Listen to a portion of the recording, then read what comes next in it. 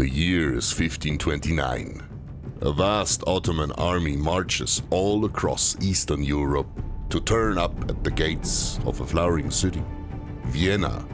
They would lay siege to this city, the Golden Apple as they call it. Vienna is one of the most important bastions of the Habsburg family. However, their forces are needed elsewhere. Only a small force is left behind to defend the city against the Sultan's army. Outnumbered, outgunned, their only ally is time.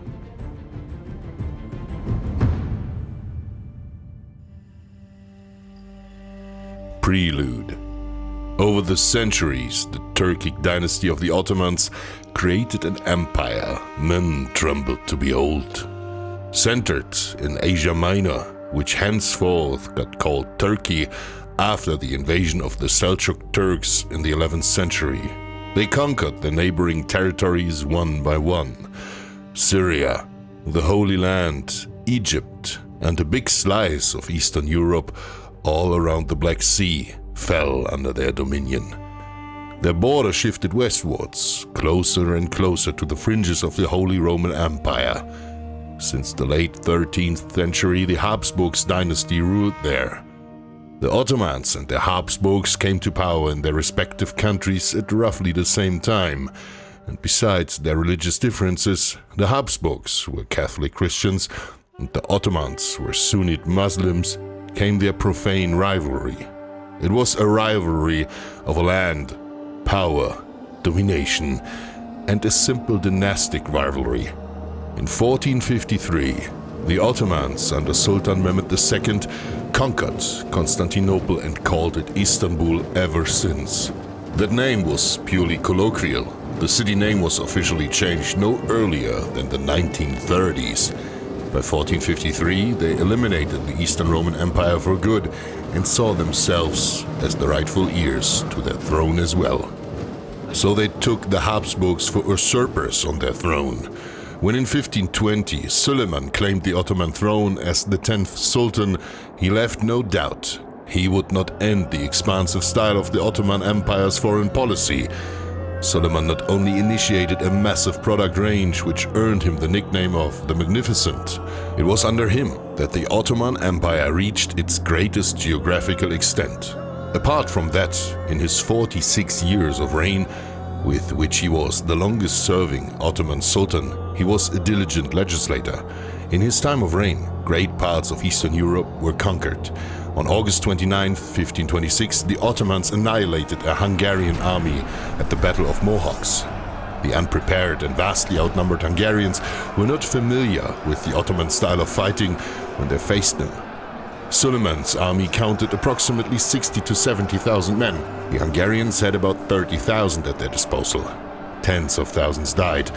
Among a big chunk of Hungarian nobility, many more were enslaved. The King of Hungary, Louis II, drowned in a river. Now the Habsburgs by marriage and the Ottomans by conquest claimed Hungary. The land was split up between the two empires, with the Ottomans receiving the bigger part. So, vast territories of Eastern Europe lay in Muslim hand, with the resident city of the Habsburgs, Vienna, only 150 kilometers from the Ottoman border. The Ottoman Army.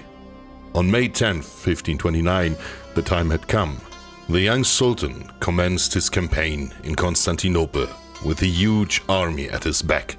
The exact numbers are a matter of dispute till today. About 100 to 150,000 men can be expected. The estimates stretch far. A good part, however, even up to 60,000, served as non-combatants in the retinue. Ahead of the army rode the feared Akinci, unpaid, irregular troops with one purpose and one purpose only: brutalizing the people. Psychological warfare was a part of the Ottoman forces.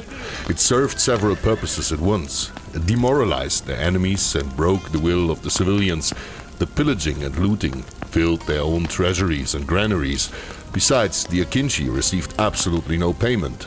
They were eager to loot, burn and steal, as these were their only forms of income.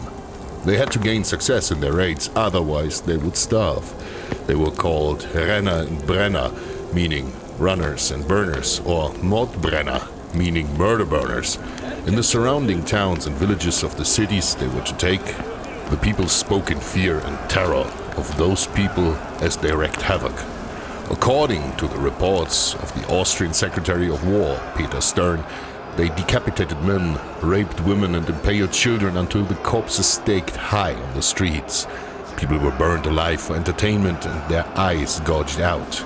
Less deadly but vastly lucrative was the slave trade business. Lots of people were deported and enslaved. In battle, the Akinci functioned as the light cavalry and reconnaissance troops of the Ottomans. The arguably best-known unit of the army were the Janissary troops. Founded in the early days of the empire as a personal bodyguard, they soon ascended to the most effective unit of the Ottomans. Originally, they were recruited from Byzantine prisoners, before this method was changed in favor of the Devshirme. In this system, an envoy of the Sultan came to the Balkans to inspect his Christian subjects for potential recruits. Boys who were deemed fit for service were dragged from their families to receive education and training in Istanbul. They were converted to Islam in the process and raised as such. They were trained in horse riding, exercised and drilled in weaponry. Everything. Through years of intense training, they were formed into the most loyal servants of the Sultan. He referred to them as his sons, and they referred to him as their father. Their numbers multiplied over the centuries, and from a bodyguard they rose to a professional standing army by 1529. They were considered the core of the Ottoman Army. A unit particularly important for sieges were the Topçu, the artillery corps, which Suleiman's father Selim had enhanced. In the 14th century, this new way of warfare reached the Ottoman attention. The firepower of a catapult and similar siege engines were nowhere near that of a cannon. At first, they were experimental weapons and used for reasons of psychological warfare, curiosity, and simple prestige. The Ottomans were quick to understand the immense destructive potential of explosive weapons and therefore integrated them into their army. Instead of suffering losses by climbing a high wall, they simply blew it into debris. For this special purpose, they had big caliber cannons at their disposal, weighing many tons. They used especially harsh discipline to make the firing teams operate the cannons as fast and as precise as within human power. Also, there was the unit of the Sipai. Similar to the European knight, they were a branch of heavily armed and armored cavalry, bringing their own retinue to the campaign and battle. In exchange for a small piece of land, they owed the Sultan their allegiance. But long before reaching Vienna, Suleiman met an enemy far more terrifying than the Habsburgs: the weather. Already in spring, heavy rains tormented his troops. The sources state that horses were washed away in those torrential rainstorms, and soldiers had to climb trees and spend days there to avoid the same fate. The camels, brought as pack animals, were not used to this environment, let alone climate, and perished by thousands in these remote countries. Diseases spread across the camp of this huge army, favored by the horrible hygienic conditions. And on top of that, Hungary hardly had a network of roads worth the name. This factor, combined with the torrential rains pouring down on men, animals and provisions alike, much of the artillery, especially the heavy cannons, which were vital for defeating city walls, got stuck in the mud and had to be abandoned. The rains soaked the gunpowder, rendering it useless. Only the small caliber cannons could be transferred to Vienna. Besides, the rain destroyed great parts of the harvest, limiting the Ottoman provisions even further. This prevented a longer siege.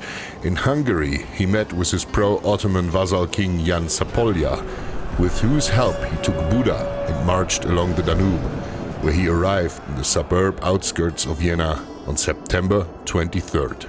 His army reached the city in a state depleted so much as he would not like to see them even after the siege. The defenders. Vienna was not among the biggest cities of the time. It numbered only around 20,000 inhabitants. For comparison, Paris, the greatest Christian city of Europe, sheltered about the tenfold of inhabitants. Before the siege had started, many rumors spread of atrocities the Ottoman Turks had committed. Whoever could afford it fled the city. Some escaped to safety, some ran into the arms of the Akinci. Only 400 soldiers of the city militia stayed. They were not professional soldiers, though. They were civilians called to arms in times of need. They were ill-equipped, badly trained, and severely outnumbered. But as Napoleon would later state, 100 dogs, led by a lion, will fight harder than 100 lions, led by a dog. Who would command this makeshift force? The supervision of the defense was up to Niklas Graf Salm, an experienced Austrian soldier at the age of 70. He was a nobleman, as well as a seasoned warrior. He fought his first battles even before turning 18 years old, and he proved as capable as he was cunning. He made a name for himself by fulfilling one impressive task after another. He was involved in capturing the French King Francis, put down peasant revolts, all while rising through the army's ranks. He was a military man of extraordinary caliber. He was the man Vienna needed. His first command was to raise the suburbs of Vienna, to rid the Turks of as much cover as possible. About 900 houses were destroyed. Before the ring of siege was closed around the city, the imperial troops managed to get 17,000 Landsknechts into the city. These were professional soldiers who served as capable mercenaries throughout the empire. Before a single shot was fired, the Sultan offered conditions of surrender to the Viennese. If they would surrender the city and convert to Islam, they would be spared. But if they took up arms against him, he would reduce the city to ashes, by Allah the Most Sublime. The Viennese declined his offer.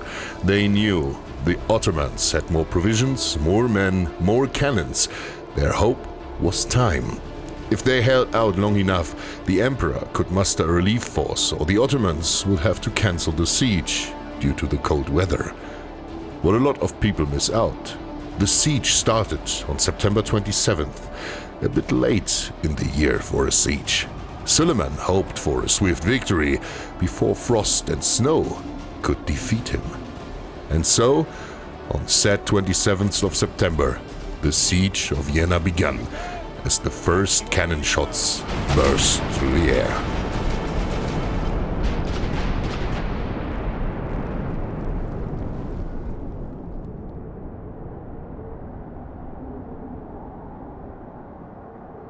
Thanks for watching, Warrior. This documentary is made possible by our noble supporters on Patreon. If you want to be part of our project as well, you can be with as little as $2 per month. Take a look at our Patreon page to learn more. Visit our other social media channels as well. All links are in the description. And don't forget to subscribe and ring the bell icon. And this is your second reminder, don't forget to support us with your subscription, which is completely free. Thank you once more.